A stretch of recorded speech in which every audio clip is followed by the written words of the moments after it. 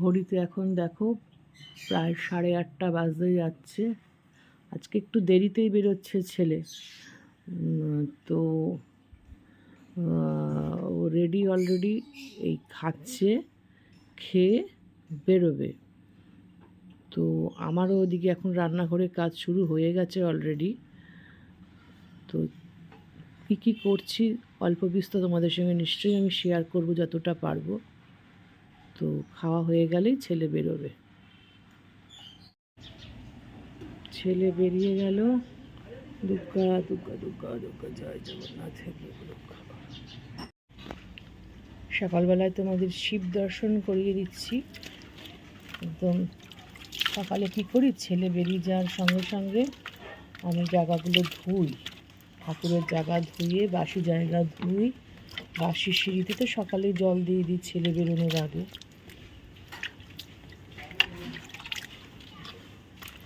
আমাকে পুজো দিতে হয়, তো দেখলে তো ছেলে বেরিয়ে গেল, তো এবার একটুখানিটা জল দিয়ে দেব, ব্যাস।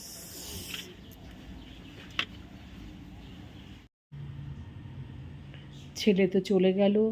তারপরে দেখলে তোমরা তুলসী গাছের তলা মানে বেদিটা ধুলাম, সামনে জল দিলাম। ঘরে এসে সমস্ত সবজিগুলো কেটেছি। এটা হচ্ছে কাঁকরোল আলু চিংড়ি মাছ দিয়ে করব। আর আজকে মাছের যে কাটা হয়, কাটা দিয়ে একটু রসা টাইপের করবো। তার জন্য সমস্ত কিছু কাটা হয়ে গেছে। জানবে কাটাকুটিটা একটা বড় জিনিস। সে কাটাটা হয়ে গেলে কিন্তু অনেকটা জানবে রান্নাটা খুব সহজ হয়ে যায়। আর এদিকে দেখো শাশুড়ি, আমি তো চা খাই কিন্তু সেটা র চা খাই, দুধও খাই না, চিনিও খাই না। তা এটা হচ্ছে শাশুড়ি, আর হচ্ছে শাশুড়িকে যিনি দেখেন আয়া দিদি, দুজনের জন্য চা হচ্ছে। এই পর্ব হলে পরে তারপরে আবার মেশিনে কাঁচা বসাতে হবে, তারপরে আমি রান্না বসাবো। তো সংসারের বলো, কাজের কি আর শেষ আছে? সংসারের তো সত্যিই কোনো কাজের শেষ থাকে না। তো যাই হোক, করতে তো হবে মেয়েদের সব কিছুই। নিশ্চয়ই আলো দেখে রান্নাঘরের বুঝতেই পারছো যে এখনও সকালটা দেখো ঠিক করে এখনও হয়নি।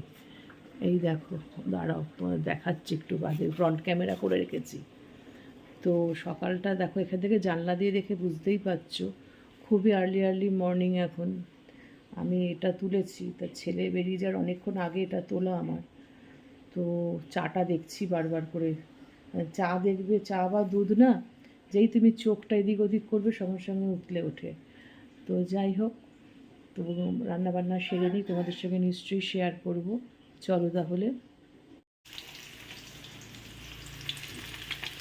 সকালটা শুরু করলাম দেখো একদম তপ্ত গরম তেলে কালো জিরে ফোড়ন দিয়ে, আর কি কাঁচা লঙ্কা রসুন আর পেঁয়াজ দিয়েছি, দিয়ে আজকে সকালে প্রথম রান্নাটা শুরু করছি।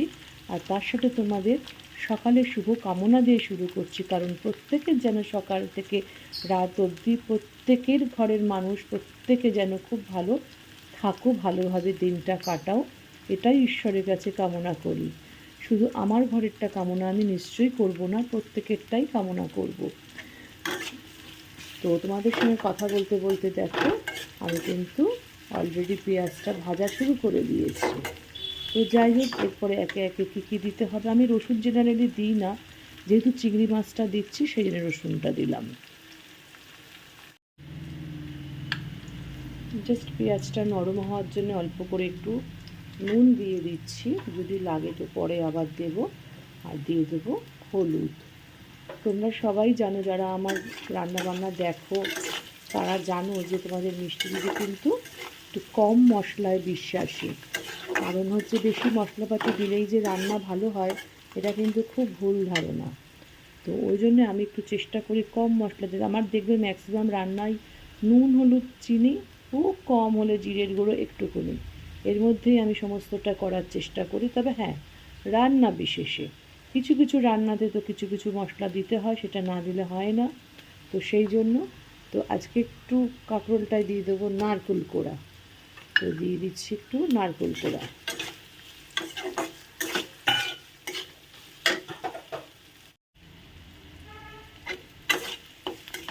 এটা যখন সামান্য একটু নরম হয়ে আসবে, এই মতো অবস্থায় নুন হলুদ দিয়ে মাখানো চিংড়ি মাছটা দিয়ে দিলাম।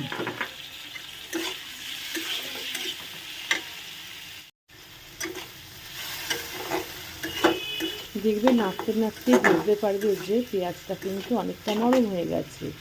এই মতো অবস্থায় দিয়ে দেবো হচ্ছে আলু। আর আলু আমি একটা দিয়েছি, আলু আমি বেশি দিই না, কারণ হচ্ছে বাড়িতে সুগারের পেশেন্ট আছে সব, ইভেন যে আয়া দিদির তারও সুগার আছে কিনা আমাকে বুঝে রান্নাটা করতে হয়।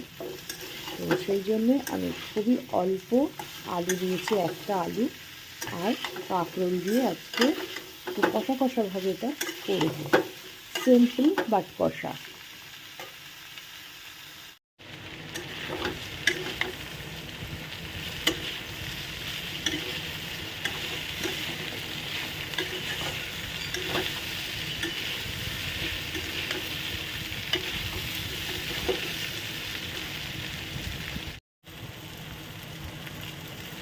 কষানোটা খুব ভালো করে হয়ে গেছে আমার। তো দিয়ে দিলাম একটু জল, কারণ কাঁকরোল কিন্তু নরম আমার, তা সত্ত্বেও সেদ্ধ হতে তো সময় লাগে, একটু জল দিয়ে দিলাম।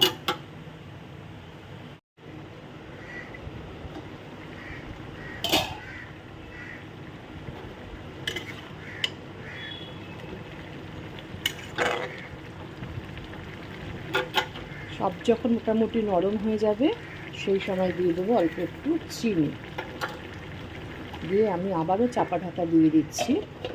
আর এদিকে দেখো ভাতও ফুটছে, আর দিয়ে দিয়েছি একটা গাজর সেদ্ধ। তোমাদের বলেছি আমি রোজই কিছু না কিছু একটা সেদ্ধ দিই, আজকে দিয়ে দিয়েছি একটা গাজর সেদ্ধ।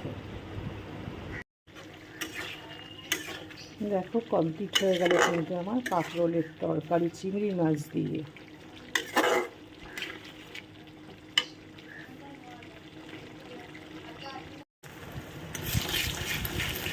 সকালবেলা দাদা চলে এলো ভুবনেশ্বর থেকে, এসে বলছে খিদে পেয়েছে, খেতে দাও। তা কী করবো, আমি বললাম যে টকরা মন করে দিই। তাই ডিমটা ভেজে নিই, ভেজে একটু টকরা মন করে দিই। এদিকে ভাতও হয়ে গেছে, আমার উগুল দিতে হবে। চলো, খুবই তাড়া। কাঁকরোল তো হয়ে গেল রান্না, তারপরে তোমার দাদার টপরা এমন করে দিলাম। এইবার হচ্ছে যে কাটা রসাটা করব। নুন হলুদ মাখিয়ে রেখে দিয়েছি, দেখো কাটাগুলোকে সুন্দর করে বেছে ধুয়ে কড়াইতে একটু মেজারমেন্টে তেল নিয়েছি, কারণ কাটাগুলোকেও ভাজতে হবে। তো এবার নুন হলুদ মাখানো আলুটাকে আগে ভেজে নিই।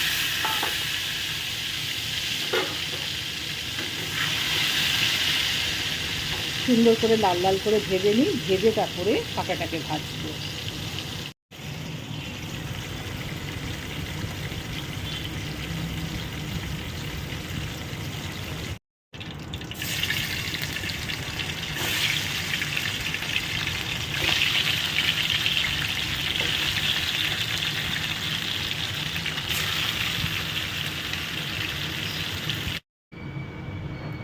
কাটাগুলো তো সুন্দর করে দেখো ভেজে নিয়েছি। এবার হচ্ছে একটু জিরে ফোড়ন দিয়ে দেবো। আর এখানে দেখো রয়েছে হচ্ছে লঙ্কা, রসুন, টমেটো, পেঁয়াজ, আদা। প্রত্যেকটা জিনিস কিন্তু আমি মশলা মিক্সিতে পেস্ট করিনি, প্রত্যেকটাই কিন্তু কোচানো। তো দিয়ে দিলাম। জিরেটা সুন্দর করে ভাজা হয়ে যাওয়ার পর প্রত্যেকটা কোচানো জিনিস আমি এর মধ্যে এবার দিয়ে দিলাম।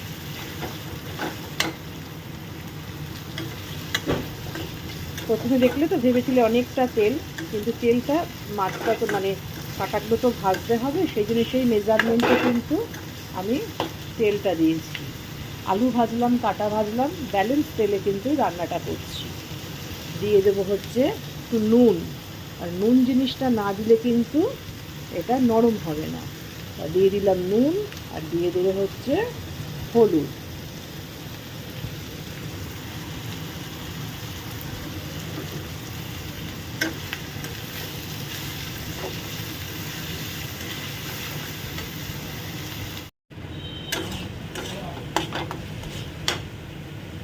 পেঁয়াজটা যখন আধা আধি ভাজা হয়ে যাচ্ছে সেই সময় ভেজে রাখা আলুটা পেঁয়াজের সঙ্গে ভালো করে ভেজে নেব। তাহলে কি হবে, এই পেঁয়াজ, আদা, রসুন, লঙ্কা প্রত্যেকটার যে টেস্ট সেটা এর মধ্যে ঢুকে যাবে, প্লাস আলুটা নরম হয়ে আরেকটু ভাজা ভাজা হয়ে যাবে।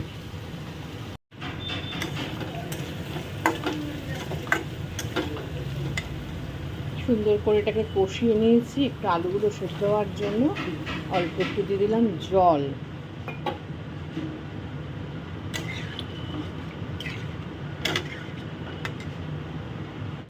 ঝোলটা যখন ফুটে উঠবে একে একে আমি কাঁটাগুলো আস্তে আস্তে করে সাইড দিয়ে দেখো দিয়ে দেবো।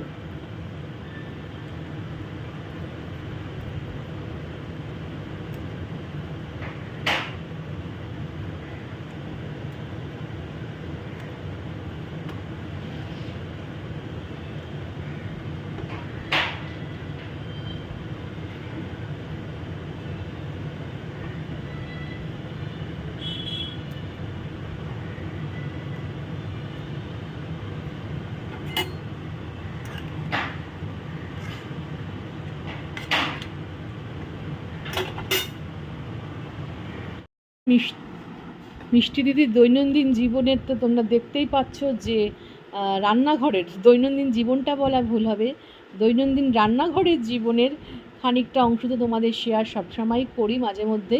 তো আজকেও তোমাদের দেখালাম সকাল থেকে কি কি করলাম না করলাম। তো দেখো আজকে কিন্তু বিশাল কিছু রান্নাবান্না করিনি, আজকে করেছি তোমাদের দেখালাম সেটাই, যে মাছের কাঁটা দিয়ে রসা করেছি এই যে, আর হচ্ছে নারকোল চিংড়ি দিয়ে কাঁকরোল করেছি। ওকে, তো তোমাদের মিষ্টি দিদির যদি এরকম নিত্য নতুন মানে প্রত্যেক দিনের জিনিস দেখতে যদি তোমাদের ভালো লেগে থাকে, যে মিষ্টি দিদি কী করলো না করলো, রান্নাবান্না কী করলো, কীভাবে করলো, তো যদি তোমাদের ভালো লেগে থাকে ভিডিওটা, অবশ্যই পুরো ভিডিওটা দেখে স্কিপ না করে অবশ্যই এটা লাইক শেয়ার কমেন্ট অবশ্যই করো। আর পাশে থাকা বেল আইকনটা আমার নতুন বন্ধুদের উদ্দেশ্যে বলা, যে তোমরা তাড়াতাড়ি প্রেস করে অল বাটনটা প্রেস করে মিষ্টি দিদির পরিবারের বন্ধু হয়ে যাও। তাহলে মিষ্টি দিদির রান্নাঘরের হেসেলের দৈনন্দিন জীবনের কিছু টুকরো অংশ তোমরা দেখতে পারবে। আর যদি অন্য কিছু বাইরের যদি তুলে ধরতে পারি তো খুবই ভালো, যদি ভালো জিনিস পাই নিশ্চয়ই তোমাদের কাছে আমি তুলে ধরবো, চেষ্টা করি তুলে ধরতে। ঠিক আছে, তাহলে আজকে তোমাদের থেকে বিদায় নিচ্ছি।